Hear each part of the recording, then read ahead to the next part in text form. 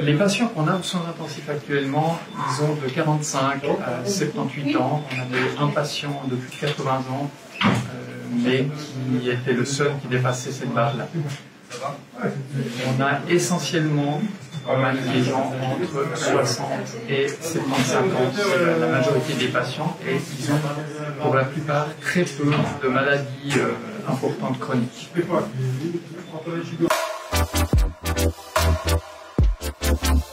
Pendant la première vague, on a eu des patients de moins de 40 ans.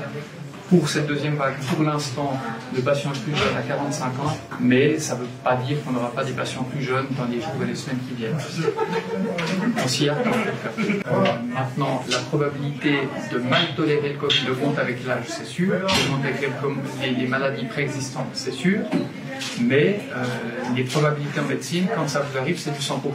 C'est-à-dire qu'un jeune, il a moins de risques, mais quand il est là comme les autres, et puis il a un pronostic qui n'est pas meilleur que les autres quand il est vraiment mal intubé avec des problèmes d'oxygénation. Et puis on a tous des parents, des jeunes qui se disent « moi je risque rien », bah oui, ils risquent de le transmettre à quelqu'un d'autre, à commencer par leurs proches, et n'importe qui peut arriver chez nous. Les pneumologues chez nous ont suivi les patients de la première vague. Il y a d'autres centres qui les ont suivis. Il y a des séquelles de deux types, d'une part pneumologique. Pour une partie d'entre eux, il y a des problèmes respiratoires qui persistent dans le temps. Et puis, il y a des séquelles neurologiques, aussi neuropsychologiques. Le système est sous tension, malgré un doublement, voire presque un triplement des capacités d'accueil habituelles. Entre Neuchâtel et Chaux-de-Fonds, on a en tout 20 lits de soins intensifs et 4 lits de soins continus. Actuellement, sur tous ces lits, il n'y a que 2 lits qui peuvent accueillir des patients Covid qui sont disponibles. Et pour que ces lits soient disponibles, on a dû transférer quelqu'un au canton. On a dû transférer en Suisse allemande, par manque de place de transfert en Suisse romande.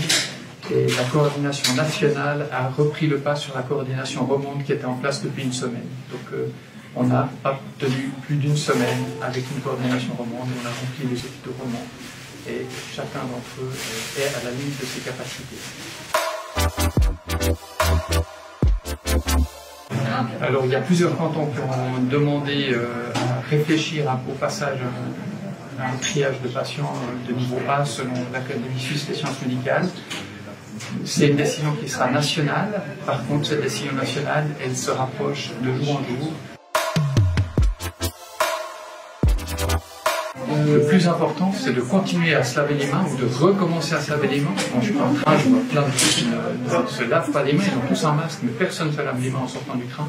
De garder des distances, et puis le masque quand on ne peut pas garder ses distances. On le répète jour après jour, faites-le, arrêtez de boire vos potes, arrêtez de faire des fiestas à la maison. On n'a plus le luxe de le faire.